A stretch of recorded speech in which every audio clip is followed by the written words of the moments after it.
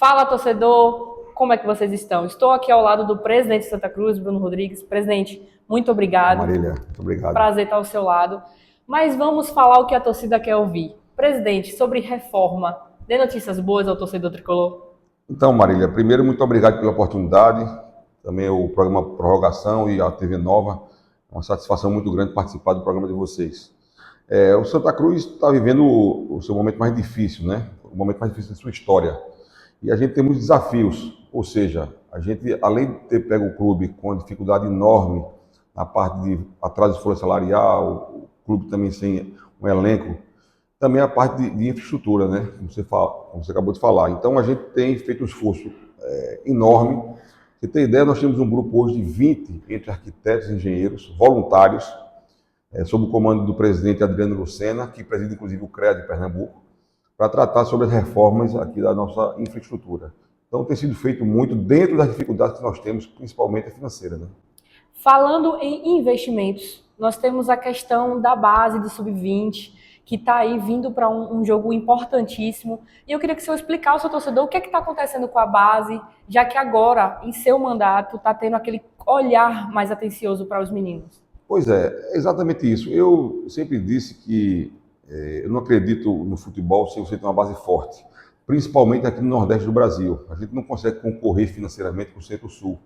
Então a gente tem que apostar forte na base. Quando nós chegamos aqui no clube, a gente tinha muitas dificuldades. Pra você ter ideia, até o ônibus da base, o ônibus, que é próprio nosso, estava parado há mais de 2 anos, sem condições de uso, né? E estava realmente uma base esfacelada. Conseguimos reiniciar esse trabalho, né? Fortalecer o nosso grupo, inclusive um detalhe importante. Próxima segunda-feira, nós vamos ter a semifinal contra o Sport e há 21 anos o Santa Cruz é campeão pernambucano do Sub-20, 21 anos. Nossa. Você ganha ou perde dentro do campo, mas nós estamos no caminho certo, temos uma bela campanha, somente uma derrota. Então, assim, a questão da base como um todo tem outra questão importante. A gente tem que ser clube formador. O que é isso? Clube formador é qualquer atleta, depois que sai do clube, se o clube tiver o selo de clube formador, ele, em qualquer contrato que ele faça posteriormente, o clube tem um percentual desses valores, o que é muito importante para a saúde financeira do Santa Cruz. Hoje nós não somos clube formador. Vamos ser a partir de alguns pré-requisitos que estamos atendendo. Então, assim, a nossa base, eu diria que é o futuro do clube, está na nossa base. E o Santa Cruz, historicamente, é conhecido por isso. É conhecido por ter revelado grandes jogadores no cenário nacional e também internacional. Passo a passo do formador, até porque a gente precisa explicar ao torcedor em que passo está, em que andamento está. Então, a gente tem alguns pré-requisitos a serem cumpridos que não foram ainda, mas eu espero até a virada do ano a gente já ter essa certificação dada pela CBF, né? Então, a gente começou a implantar, por exemplo, o atendimento psicológico, né? A questão da melhoria da alimentação, fisiologia, a parte de estrutura dos jogadores, né? A parte, inclusive, dos quartos, que eles têm, do alojamento que eles têm aqui também, o CT, que é prioridade nossa, também faz parte desses pré-requisitos. Então, são vários pré-requisitos que a gente tem atendido e espero que até o começo do próximo ano a gente tenha de entrada, né, na federação e na CBF para conseguir essa certificação, esse selo. O que eu repito, é vital para que a gente tenha um futuro aqui, uma saúde financeira melhor. Continuando em futuro, presente, e até porque é uma tradição, é o Santa Cruz aqui em Pernambuco, SAF. Torcedor acha que SAF é assim, amanheceu, Santa Cruz vai virar SAF.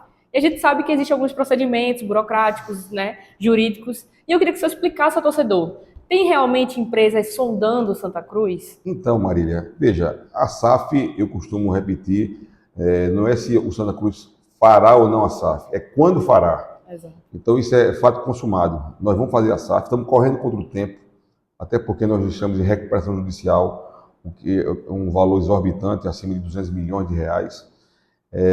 E para isso, a gente precisou ir para o mercado. É importante frisar que essa lei da SAF de 2021, quando ela veio à tona, parecia que era a solução de todos os problemas de qualquer clube do país. Não foi o que se mostrou. Você tem SAFs e SAFs, né? Ou seja, teve SAFs vitoriosas, como o do Bahia, por exemplo, teve outras que estão dando muito errado, como a do Vasco.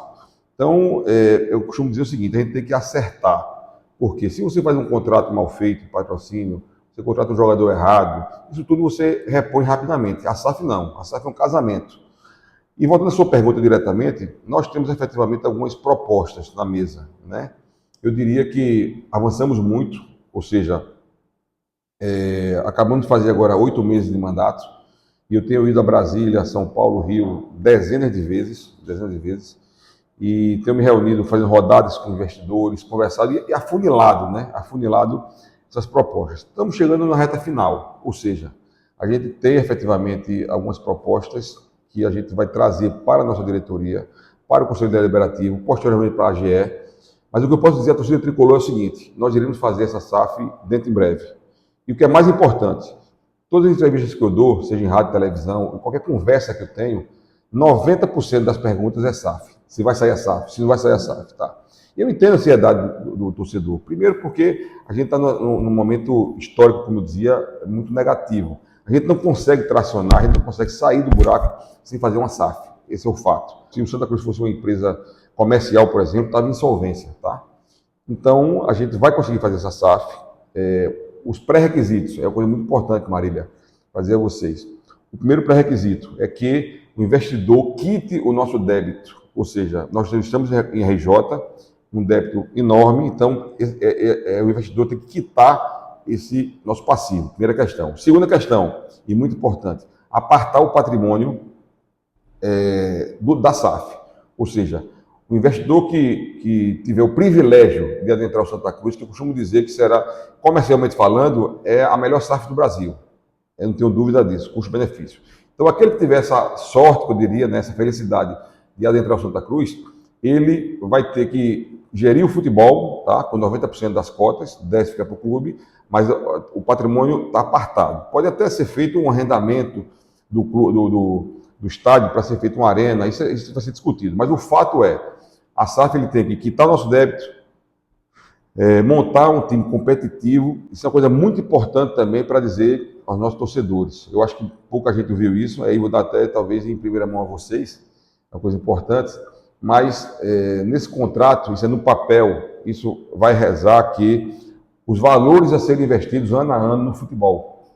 Ou seja, na série D de dado e na série C, o nosso Santa Cruz terá a maior folha do campeonato. O que isso quer dizer? Que se sobem 4 clubes para a outra divisão, e a gente tem uma folha, sendo a maior folha ou a segunda maior do campeonato, a gente aumenta muito a possibilidade de acesso, né? Então isso vai estar constando em contrato até a gente chegar na Série A e, se Deus permitir, nunca mais de lá sair. E agora, presidente, a gente tem que falar do sócio, que em plena segunda-feira, o time sem divisão colocou 40 mil às 8 horas da noite. É inegável que Santa Cruz ali demonstrou que tem a maior torcida do estado e que também apresentou para o Brasil inteiro, dizendo o amor que tem a seu clube. O sócio, como é que a gente chama esse sócio? Como é que a gente traz ainda mais esse torcedor que vem sofrendo bastante com a situação do time, mas em compensação apoia, né? O senhor falou da campanha do Esporte da Sorte, o senhor falou da campanha do Zé Delivery, e eu queria que o senhor explicasse isso para o sócio, para o torcedor. Eu concordo plenamente com você, Marília. A nossa torcida é um fenômeno, é o nosso maior patrimônio, né? A maior torcida do estado disparado e a mais apaixonada do Brasil, isso não tenho dúvida. A questão de sócio, a gente tem uma dificuldade. Primeiro que o clube não oferece muito ao sócio em termos de benefícios sociais. Nós temos a piscina, tá? Mas não temos grandes atrativos. Isso atrapalha. Mas eu acho que a gente tem que trazer exemplos vitoriosos, que deram certo. Por exemplo, no sul do país, tem um Grêmio Internacional, que eles têm cada um mais de 100 mil sócios. Como é que isso é feito? Isso é coisa, não é tão difícil. O formato é uma coisa simples. A gente tem que oferecer o benefício para o sócio, para que aquela mensalidade seja revertida em benefício para ele. Ou seja, se o sócio paga R$100 por mês, aqueles R$100 ele tem que reverter para ele benefício no comércio, tá? Ou seja, você utilizando em restaurante, em posto de gasolina, em supermercado, no final das contas vai sair de graça para ele. Então esse é o modelo que a gente vai trazer para cá, de oferecer vários benefícios ao nosso sócio. Lembrando que na eleição de 12 de novembro, que foi a nossa eleição por aclamação, só tínhamos 2 mil sócios. Quando começou o Pernambucano, chegamos a 6 mil. Você tem ideia, a gente triplicou esse número, né? Hoje nós caímos novamente para 2 mil, mas por conta justamente disso, que a gente não traz tantos benefícios para o associado. E esse é o nosso objetivo, é trazer realmente benefícios para que traga um conforto e que esse valor seja revertido para que ele consuma no mercado local. Eu vou voltar um pouco a uma pergunta que me pediram aqui agora pelo WhatsApp, que foi a seguinte. Falaram-se tanto das reformas do banheiro, o senhor falou sobre as pessoas que estão ali simbolizando, mas vai sair, presidente? Ou não vai sair agora, está esperando para fazer algo maior, algo mais organizado, para não fazer sempre o meio termo e sim algo que já deixe preparado para uma estrutura maior? Não, com certeza, uma boa pergunta. Isso tem muito a ver com a campanha que nós fizemos, né, ao longo do Pernambucano, que o sócio ajudou muito e a gente conseguiu arrecadar próximo de 50 mil reais. Qual é o fato? Naquele momento, nós temos aqui no Arruda 52 banheiros. E aí houve uma falha de comunicação, porque veja bem, os banheiros todos são diferentes um do outro, nenhum banheiro é igual. Então você não teria uma padronização. A gente teve que fazer projetos de arquitetura um a um, isso já foi finalizado. Inclusive o presidente da Comissão Patrimonial vai divulgar nos próximos dias o cronograma de implantação. E um detalhe importante, vamos construir mais 4.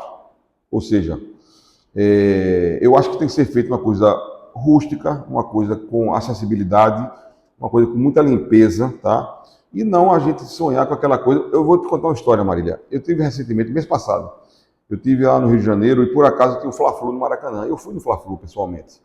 E o Maracanã é o grande templo do futebol mundial, né? Do futebol brasileiro, sem dúvida alguma. E aí eu vi os banheiros do Maracanã. Péssimos, tá? Péssimos. Eu acho que a gente tem que dar uma repaginada, uma melhorada, uma estruturada em cada banheiro, mas tem um fato aí que é questão de gestão, né?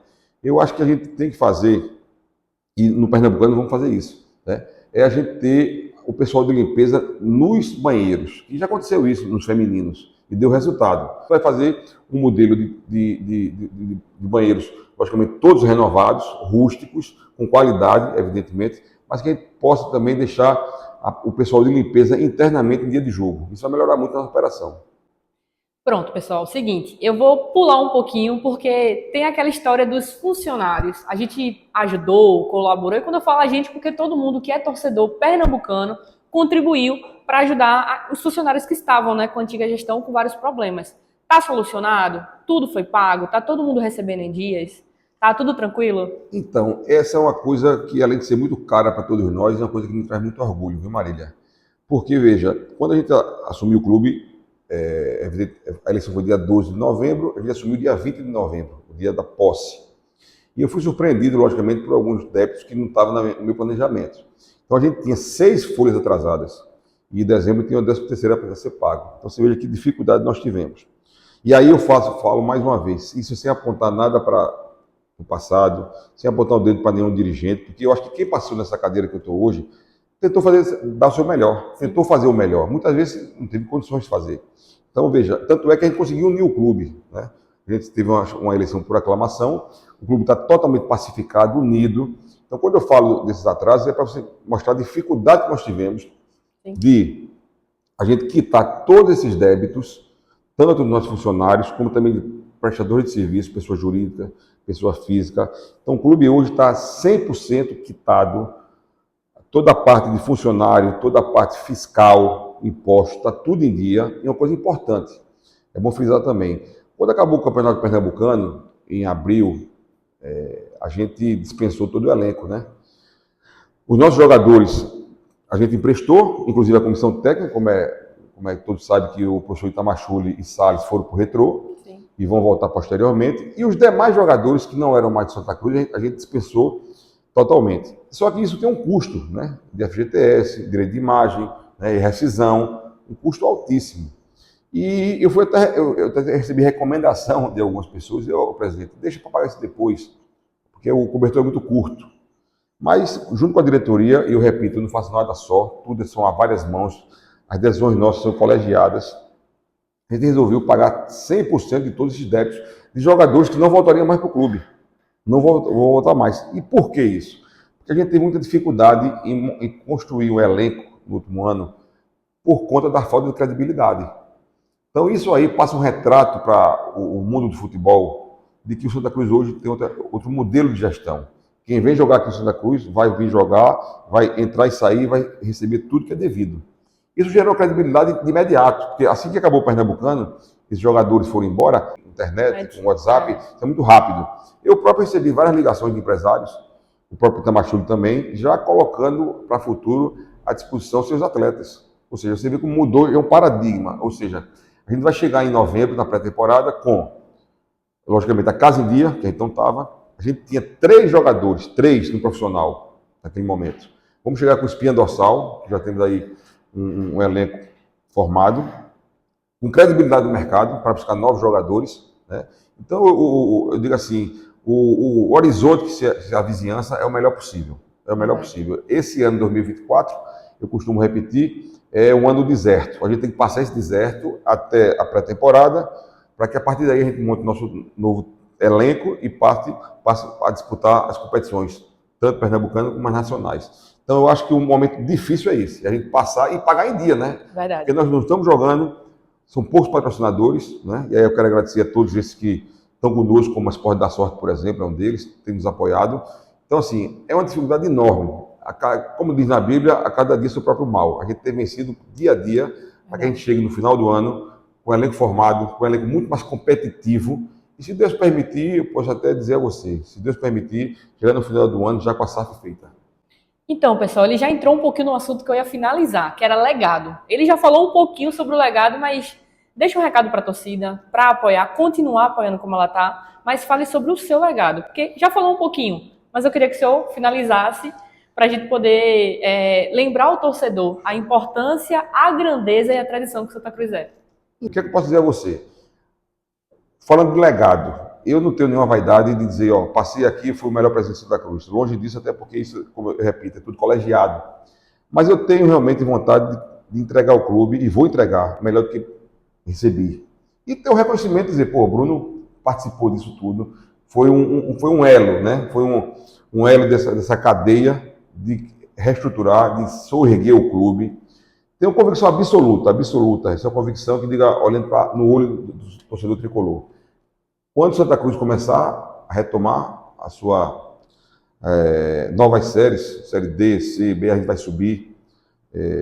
Tenho convicção absoluta, depois da SAF bem feita que nós vamos fazer, o Santa Cruz, depois de chegar na Série A, dificilmente vai cair. Por quê? Porque a gente tem um ativo que poucos têm, é a torcida mais apaixonada do Brasil. Verdade. O único clube, você pode me cobrar isso, para o ano, nós vamos jogar Série D, D de dado. O único clube que não vai ter prejuízo jogando Série D é o Santa Cruz. Todos vão ter prejuízo financeiro, estou falando. Porque é deficitário o formato do campeonato. O Santa Cruz não. Por quê? Porque todo jogo a gente enche. Enche o estádio, a torcida é maravilhosa.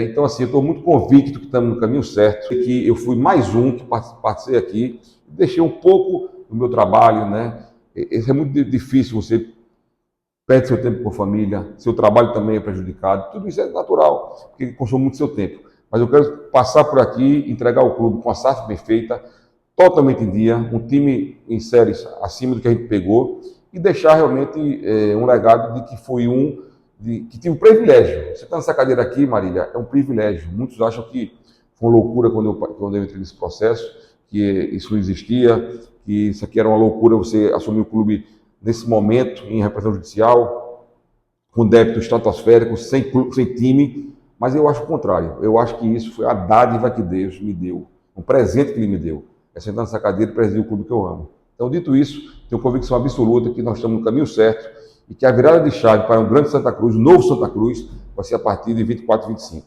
Presidente, muito obrigado. Obrigado, foi um privilégio estar ao seu lado, um grande administrador. Só tenho a agradecer. E agora fica com você, torcedor, tá bom, tricolor? Ajude o seu clube, porque é importante. São vários passos para vocês terem de volta uma casa cheia.